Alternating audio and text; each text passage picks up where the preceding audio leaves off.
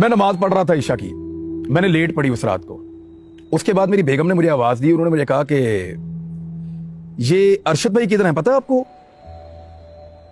मैंने कहा क्यों, क्या हुआ? कहती है अरशद भाई ठीक हैं। ये मेरी बेगम ने मुझे पूछा, वो ट्विटर पे देख रही थी। उसने मुझे पूछा कि अरशद भाई ठीक हैं? मैंने कहा बिल्कुल ठीक है, अल्लाह का शुक्र है। तो ये अदील राजा क्या लिख रहा है? सबसे पहले उसने ट्वीट किया था।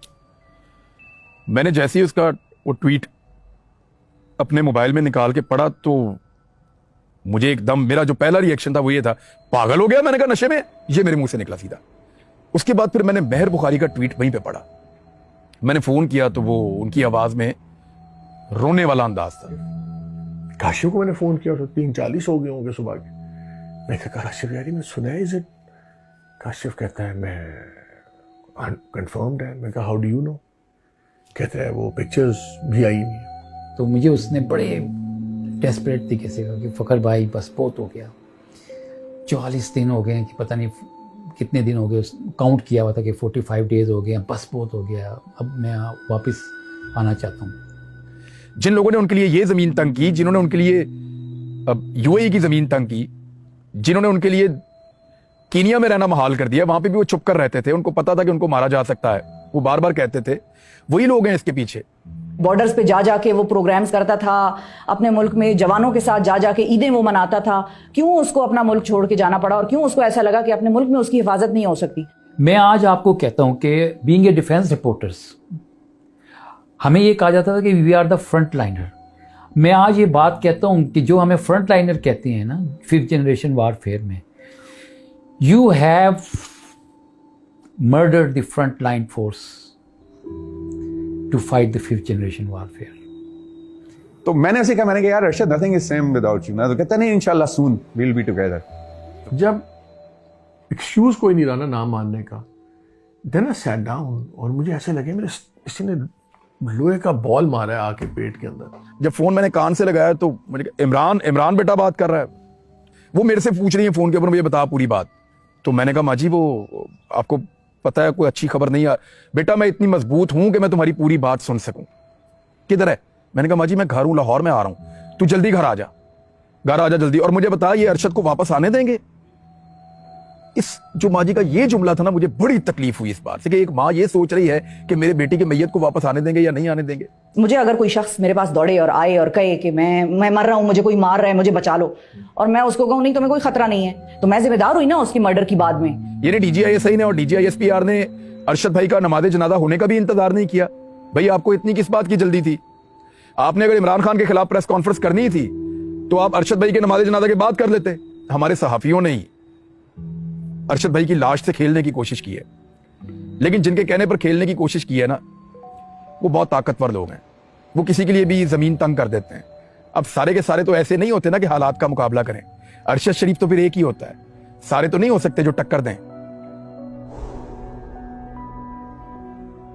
आपकी अरशद भाई से पहली मुलाकात कब, कहाँ और किन हालात में? यार ये तो मुझे याद भी नहीं है। It's been so many years, मतलब कि इस तरह लगता है जैसे I've known him forever। और हमारे से छोटा था तकरीबन almost 10 years I would think. तकरीबन कोई 25-26 साल के पहले मेरी उनसे पहली दफा मुलाकात हुई अरशद से।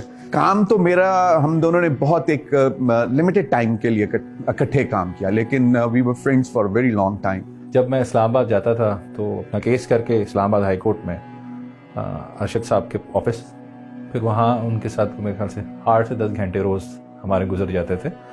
अब मैंने कोई बहुत अच्छा इंप्रेशन नहीं लिया था पहली मुलाकात में। मुझे लगा खुश्क आदमी है, सिर्फ खबरों में रहने वाला। The Arshad people saw on television and Arshad off television दो टोटली मुख्तलिफ स्पीशीज थे। और टेलीविजन पे आप उसको चुप नहीं करा सकते थे, ऑफ टेलीविजन उसको बुलवाना बड़ा मुश्किल था। बड़ा कम बोलता था, मुस्कुराता रहता था, बल्कि उसका मजाक हम उड़ाते थे कि यार इसको अगर बुलवाना है तो टीवी ऑन करो। जिस दिन उन्होंने सिद्दीक जान के ऊपर हमला किया गवादर में, उस दिन मुझे बड़ी तकलीफ हुई और मैंने सिद्दीक जान का साथ दिया उसमें। मुझे लगा कि नहीं वो गलत हो गया, तो उसका बाद में गिला शिकवा भी होता रहा दोस्तों में, लेकिन वो एकदम दोस्तों ने खत्म करवा दिया। मुझे इस चीज़ पे एतराज़ था कि भाई वायलेंस नहीं होनी चाहिए, मतलब आप किसी को मुक्के या इस तरह से आप मार नहीं सकते। तो मैंने सदीक जान के हक में कुछ ट्वीट्स की थी। अच्छा, बाय दैट टाइम अरशद मुझे मेरे केस में सपोर्ट कर चुके थे, ये चीज़ बाद में हुई थी। लेकिन सदीक जान को भी मैं इस चीज़ का क्रेडिट दूंगी और अरशद को भी मैं इस चीज़ का क्रेडिट दूंगी कि दोनों ने एक दूसरे को बड़ा सपोर्ट किया। तो ये दोनों तरफ से उसूली मौक़िफ़ हमने देखा और मुझे बड़ा अच्छा लगा। एक तरफ सीनियर है, वो सिखा रहा है लोगों को, और एक तरफ एक जूनियर है, वो सिखा रहा है लोगों को। तो जब तक सीनियर जूनियर एक पेज पे इस तरह के मामलात में नहीं होंगे कि भाई प्रिंसिपल सियासत करें आप। अरशद शरीफ साहब ने हामिद मीर साहब के ऊपर कितने ज़बरदस्त प्रोग्राम्स किए थे, जिक्र किया था उनका। अरशद आपको पता है सुनता नहीं था किसी की, और बियॉन्ड अ पॉइंट तो वो बिल्कुल ही नहीं सुनता था, very stubborn at one point. लेकिन ये है कि इज्जत बड़ी करता था। अच्छा, मजे की बात यह है कि मुझसे जो लोग नाराज होते हैं उनके हवाले से भी अरशद शरीफ ने बड़ा स्टैंड लिया है। मुझ पे एक अटैक हुआ था बड़ी जाती नौयत का, लोग कहते थे इसको आर्मी जो है वो हेलीकॉप्टरों में लिए लिए फिरती है और वजीरों के साथ मुझे स्कैंडलाइज करने की कोशिश कर रहा था एक बंदा। तो अरशद शरीफ साहब ने उस पर भी, मैंने अदालत में जो केस वगैरह किया था उस पर उन्होंने मेरा एक बड़ा शॉट चलाया अपने प्रोग्राम में और बड़ा उस पर मुझे सपोर्ट किया। मतलब उसकी दिलेरी का मैं आपको बताता हूँ कि दिलेर कितना था वो। मैं अरशद वगैरह हम लोग कहीं बैठे हुए थे रात को, तो मेरी वाइफ का मुझे फोन आया and she was crying on the other side, और वो कह रही थी कि जो ऊपर जो हमारे रहता था उसने मेरी वाइफ के साथ बहुत बदतमीजी की है, और वो उस वक्त भी बदतमीजी कर रहा था। तो अरशद ने कहा क्या हुआ? मैंने कहा यार इस तरह वो तो ना वो बदतमीजी कर रहा है वाइफ के साथ में। कहता उठ चलें, भाभी को कह के 15 पे पुलिस को फोन करें और चलें निकलें। अब हम पहुंचे हैं, पुलिस अभी नहीं पहुंची हुई थी। उसने पूछा कौन सा दरवाजा है उसका, क्या नाम है? मैंने कहा ये नाम है। उस दरवाजे पे जाके जोर जोर से दरवाजा खड़काएगा, और उसने कहा कौन है? उसने कहा आवाज दी, उसका नाम दिया उसने, हाँ। उसने कहा नीचे आओ, and he grabbed him from his ये, और खींचता हुआ बाला कहता तेरी हिम्मत कैसे हुई तूने मेरी बहन के साथ बदतमीजी की? You know, he felt so much. और बस कुछ नहीं सुन रहा, मैं भी कह रहा हूँ अर्शद एक मिनट, कहता तू पीछे हट जा, it's none of your business now, it's between me and him. Fearless था।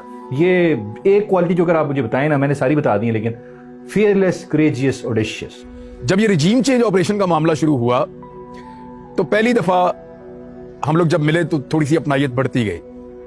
हम उन आखिरी 7 लोगों में से जिनको वज़ीर आज़म हाउस में हम लोग आखिरी दिन उस रात को मौजूद थे। कहते हैं कि उसको ये भी मशवरा दिया गया था दोस्तों की तरफ से कि यार तू असाइलम अप्लाई कर लेना। उसने कहा मैं पागल हूँ, जिस मुल्क की मैं लाज रखता रहा हूँ और मैं आपसे मदद मांगने आया हूँ, मुझे पाल लें। तो इस वजह से अरशद ने असाइलम नहीं अप्लाई किया। लेकिन एक वाकया मुझे हमेशा वो याद रहेगा। मैंने कहा ये सब आपस में बैठे हुए एक वादा कर लेते हैं।